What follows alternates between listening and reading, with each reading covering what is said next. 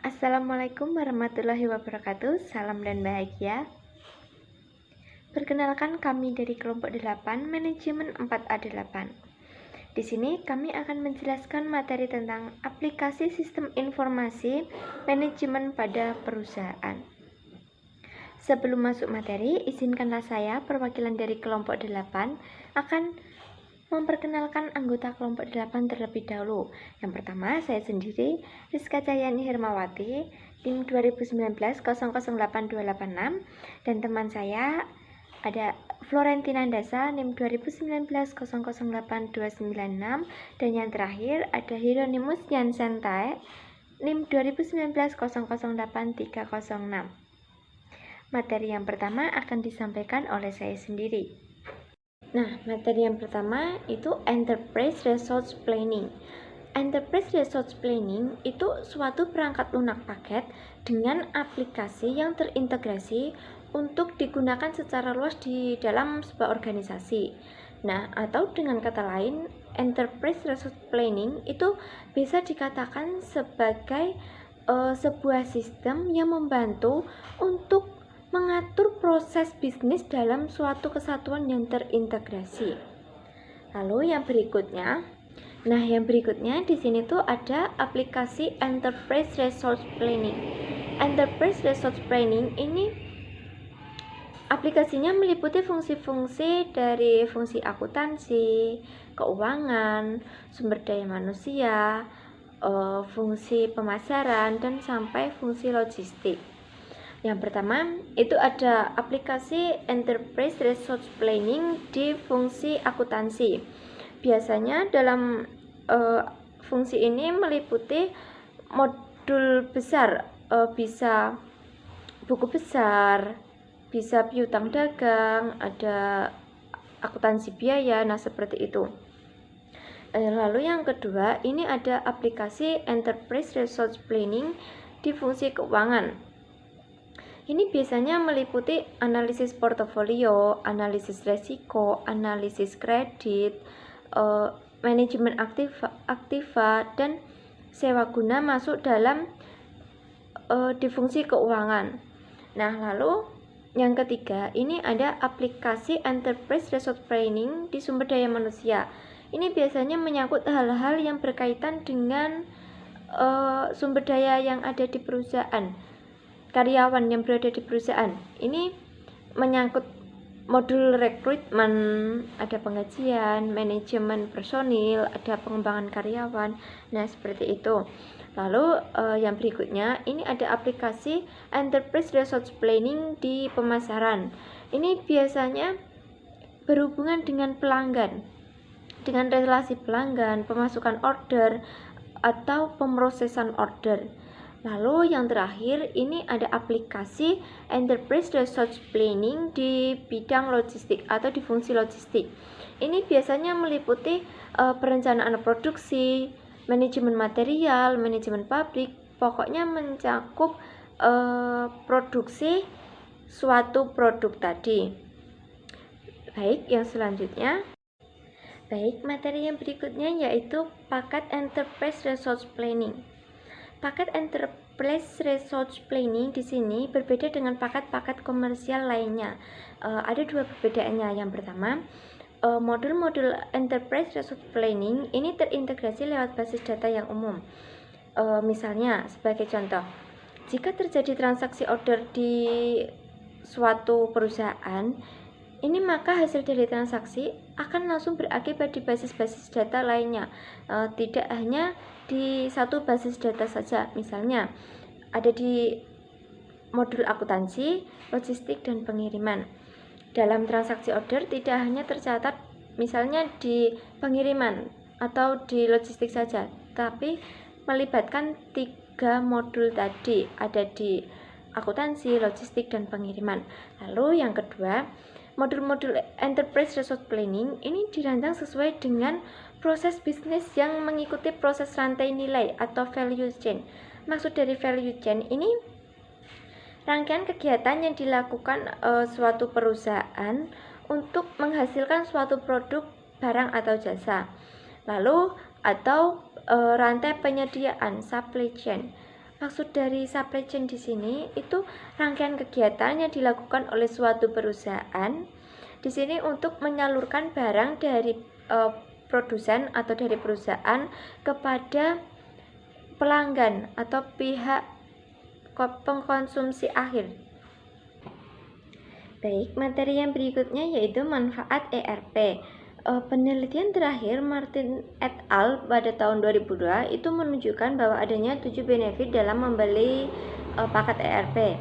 3 buah benefit yang pertama itu berhubungan dengan masalah bisnis, yaitu ada integrasi data, ada cara lain untuk melakukan bisnis, terus ada menyediakan kemampuan global dengan menyediakan globalisasi lewat proses bisnis yang umum dari kelas bisnis kelas dunia. Lalu ada 2 buah benefit yang berhubungan dengan teknologi informasi. Ini yang pertama itu manfaat yang diperoleh biasanya manfaat waktu, biaya yang lebih murah, atau kemampuan lain dari paket. Lalu yang kedua itu manfaat arsitektur teknologi.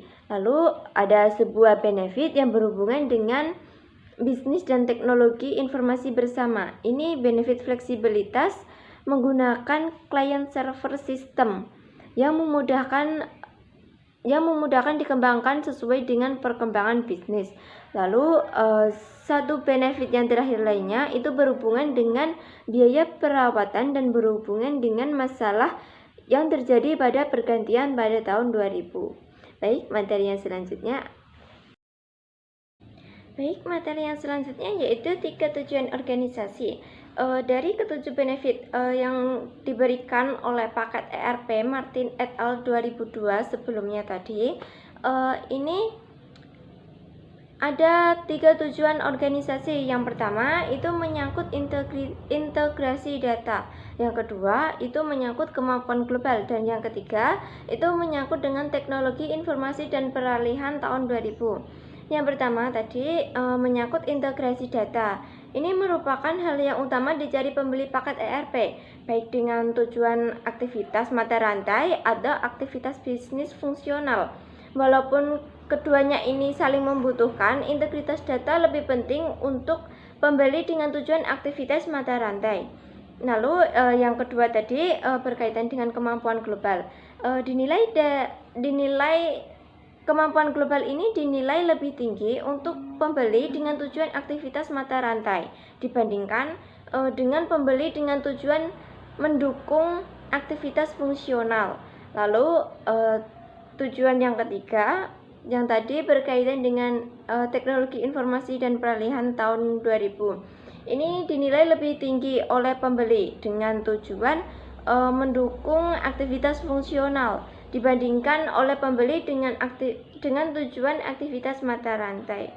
Baik, materi yang berikutnya yaitu kelemahan ERP. Kelemahan ERP ini ada 4. Yang pertama, implementasi ERP yang sangat sulit. Mengapa sangat sulit? Di sini sangat sulit karena penerapan ERP yang terintegrasi dan organisasi harus merubah cara mereka dalam berbisnis.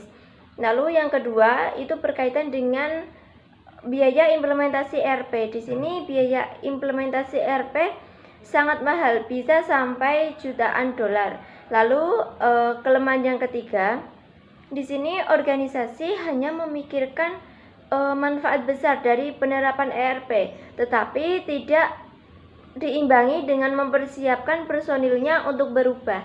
Jadi akan sia-sia. Lalu kelemahan yang keempat itu ada permasalahan lainnya.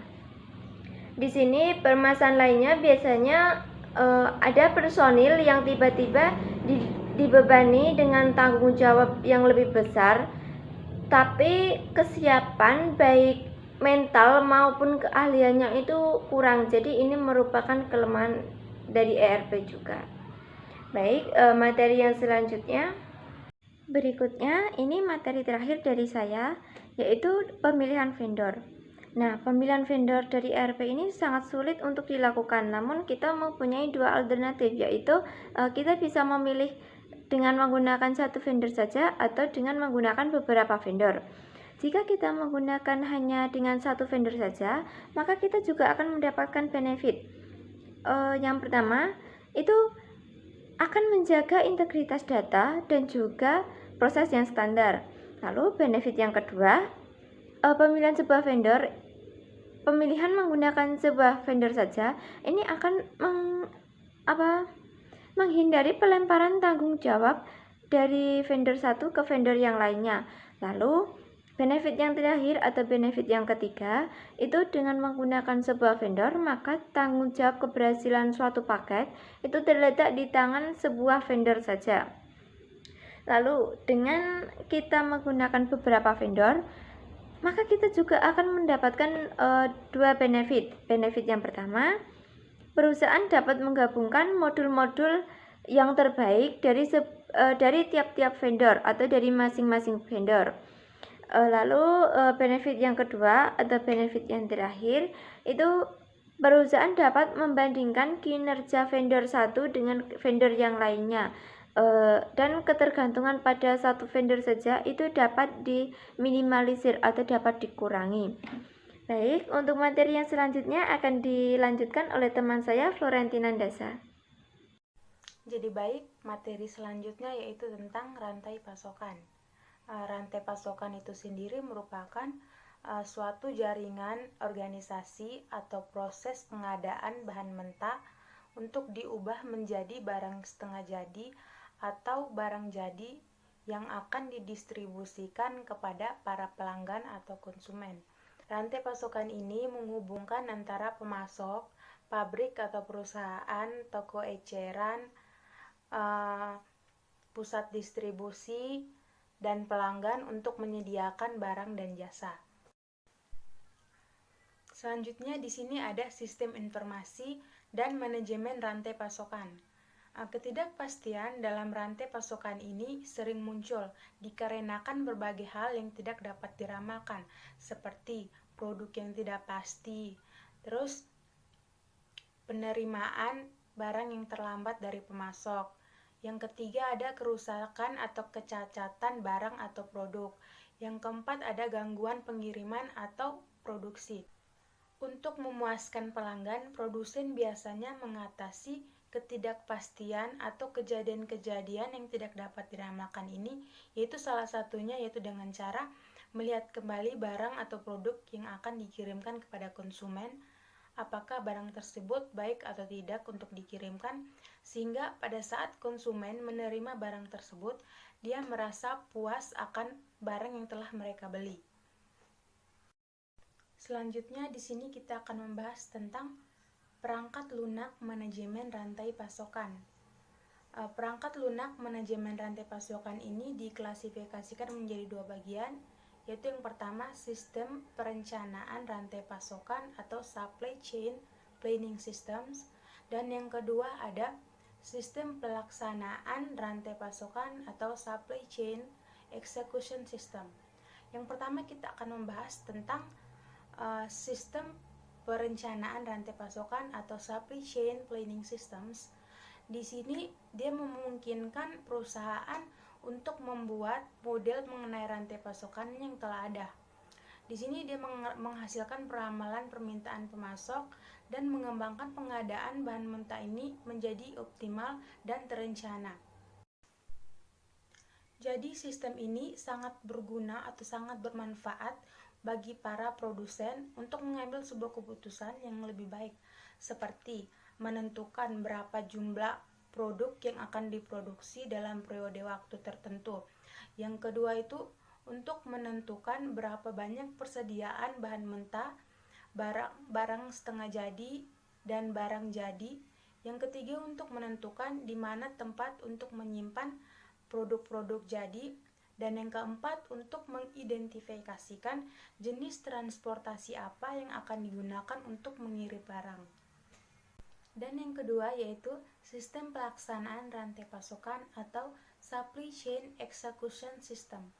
Pada sistem ini dapat mengelola aliran produk pada pusat-pusat distribusi atau gudang untuk memastikan bahwa produk tersebut dikirimkan ke lokasi yang tepat dengan cara yang lebih efisien. Selain itu, sistem ini dapat melacak status fisik barang, pengolahan bahan mentah, operasi gudang atau transportasi, serta informasi keuangan yang melibatkan semua pihak. Selanjutnya yaitu rantai pasukan global dan internet. Rantai pasukan global itu sendiri biasanya memiliki jarak geografis yang lebih besar dan perbedaan waktu daripada rantai pasukan dalam negeri atau internet. Selain itu, rantai pasukan global ini memiliki partisipan dari sejumlah negara yang berbeda. Standar kinerjanya juga bervariasi dari kawasan ke kawasan lain dan dari negara lain ke negara lain. Manajemen rantai pasokan ini perlu mencerminkan regulasi pemerintah ke luar negeri dan perbedaan budayanya. Selain itu, internet dapat membantu perusahaan dalam mengelola aspek rantai pasokan globalnya yang meliputi pengadaan barang, transportasi, komunikasi, dan keuangan internasional.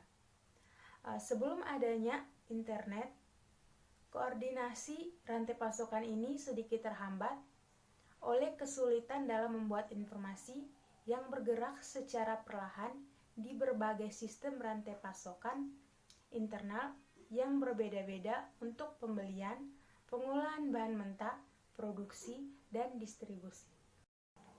Selanjutnya yaitu Customer Relationship Management atau CRM. Manajemen hubungan pelanggan atau Customer Relationship Management ini merupakan suatu proses yang berurusan dengan pelanggan dan biasanya mencakup pengembangan, peningkatan, dan pemeliharaan hubungan dengan pelanggan secara efektif. Contoh dari sistem Customer Relationship Management ini biasanya mendukung proses pemasaran, penjualan, dan dukungan pelanggan. Selanjutnya di sini ada fungsi dari Customer Relationship Management. Yang pertama, mengidentifikasikan berbagai faktor penting bagi pelanggan. Yang kedua, memiliki falsafah customer oriented. Yang ketiga, mampu melayani dan menangani keluhan dari pelanggan.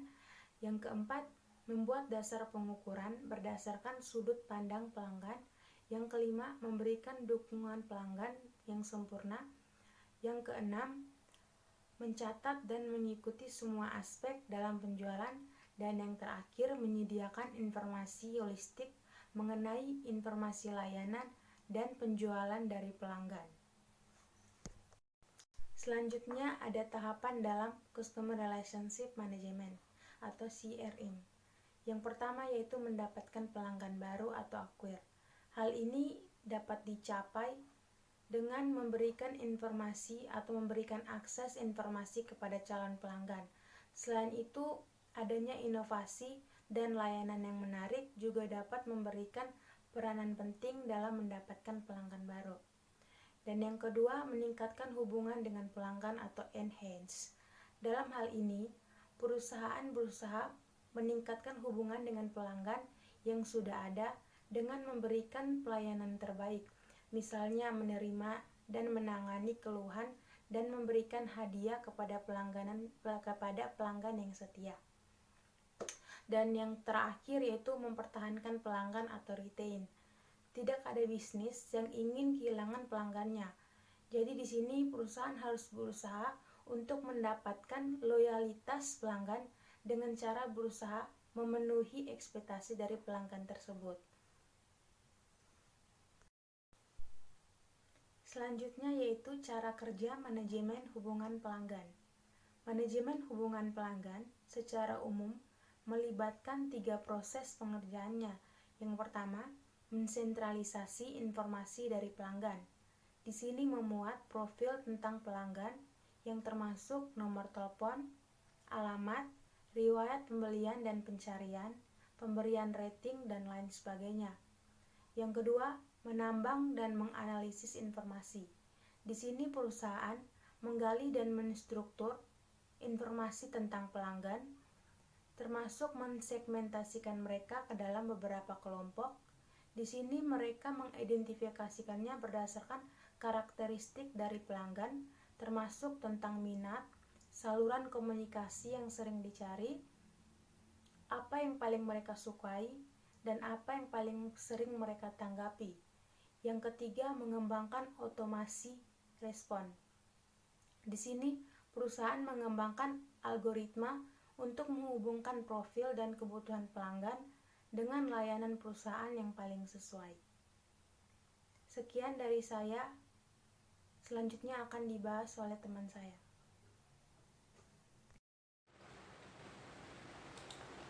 Selanjutnya, perangkat lunak Customer Relationship Management. Yang pertama, PRM atau Partner Relationship Management. Itu menggunakan sebagian besar dari data, perangkat, dan sistem yang sama seperti manajemen hubungan pelanggan untuk meningkatkan kolaborasi antara perusahaan dengan para mitra kerjanya. PRM menyediakan kemampuan untuk bertukar informasi dan mendistribusikan data tentang pelanggan kepada perusahaan dan para mitra penjualannya, mengintegrasikan hasil dari arahan, penetapan harga, promosi, konfigurasi pesanan, dan ketersediaan. Yang kedua, perangkat lunak ERM atau Employee Relationship Management. Itu berkaitan dengan masalah karyawan yang berhubungan erat dengan CRM, seperti penentuan tujuan, manajemen kinerja karyawan, kompensasi berdasarkan kinerja, dan pelatihan karyawan. Selanjutnya, sistem Customer Relationship Management. Yang pertama, Salesforce Automation. Modul otomatisasi tenaga penjualan atau Salesforce Automation dalam sistem CRM membantu staf penjualan dalam meningkatkan produktivitas mereka dengan menitikberatkan usaha penjualan pada pelanggan yang paling menguntungkan. Mereka adalah kandidat yang tepat untuk penjualan dan memberikan layanan. Yang kedua, layanan pelanggan. Modul layanan pelanggan dalam sistem CRM menyediakan informasi dan alat untuk meningkatkan efisiensi dari para staf di pusat panggilan, pusat bantuan, dan pusat dukungan pelanggan. Salah satu kemampuannya adalah jalur telepon untuk perjanjian dan mendapatkan saran. Sistem CRM juga meliputi kemampuan layanan berbasis web, perusahaan yang dapat dibuat untuk memberikan dukungan informasi persoalan kepada pelanggan, seperti halnya pilihan menghubungi staf pelanggan melalui telepon untuk memperoleh bantuan tambahan. Yang ketiga, pemasaran. Modul pemasaran meliputi perangkat untuk menganalisis data pemasaran dan pelanggan, mengidentifikasi pelanggan yang menguntungkan dan tidak menguntungkan, merancang produk dan layanan untuk memuaskan kebutuhan dan keinginan pelanggan secara spesifik, serta mengidentifikasi peluang untuk penjualan silang. Nah, penjualan silang atau cross-selling merupakan pemasaran produk pelengkap atau komplementer kepada pelanggan. Sebagai contoh, dalam dunia layanan keuangan, pelanggan yang memiliki rekening giro mungkin saja ingin bertransaksi pada pasar uang untuk memperoleh pinjaman untuk perbaikan rumah. Selanjutnya, jenis manajemen hubungan pelanggan. Jenis manajemen hubungan pelanggan yang pertama, CRM operasional. CRM operasional mengotomatisasi beberapa fungsi pemasaran, penjualan, dan layanan dukungan. Untuk fungsi pemasaran, misalnya, sistem mengotomatiskan tugas yang berulang seperti memposting informasi pemasaran di media sosial dan mengirimkan email pemasaran otomatis pada waktu tertentu kepada pelanggan. Yang kedua, CRM Analytics. CRM Analytics membantu perusahaan menambang dan memproses informasi tentang pelanggan dengan lebih baik. Sementara CRM operasional menghubungkan pelanggan dengan penjualan. CRM Analytics membantu untuk memahami karakteristik pelanggan. Itu dengan mengumpulkan data dari berbagai titik kontak. Yang ketiga, CRM kolaboratif. CRM kolaboratif memungkinkan tim dari berbagai fungsi bisnis atau proses kerja untuk berbagi informasi tentang pelanggan. Perusahaan dapat meningkatkan pertukaran. Selanjutnya, tantangan aplikasi perusahaan. Tantangan aplikasi perusahaan. Beberapa perusahaan mengalami berbagai masalah dalam kerugian operasi yang besar ketika pertama kali mengimplementasikan aplikasi perusahaan karena perusahaan tersebut tidak memahami beberapa banyak perusahaan operasi yang diperlukan. Aplikasi perusahaan juga menimbulkan biaya penggantian. Para vendor perangkat lunak perusahaan mengatasi masalah-masalah tersebut dengan menawarkan versi dari perangkat lunak mereka yang mengupas keseluruhan program permulaan cepat bagi bisnis berskala kecil dan menengah serta panduan pelaksanaan yang terbaik bagi perusahaan yang besar. Yang terakhir, CRM sosial dan intelijen bisnis.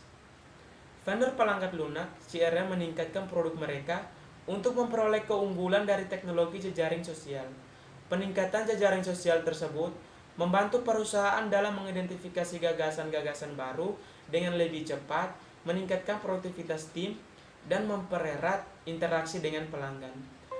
Vendor aplikasi intelijen bisnis dalam aplikasi perusahaan telah menambahkan fitur intelijen bisnis untuk membantu manajer dalam memperoleh lebih banyak informasi yang bermanfaat dari sebagian besar data yang dihasilkan oleh sistem-sistem tersebut.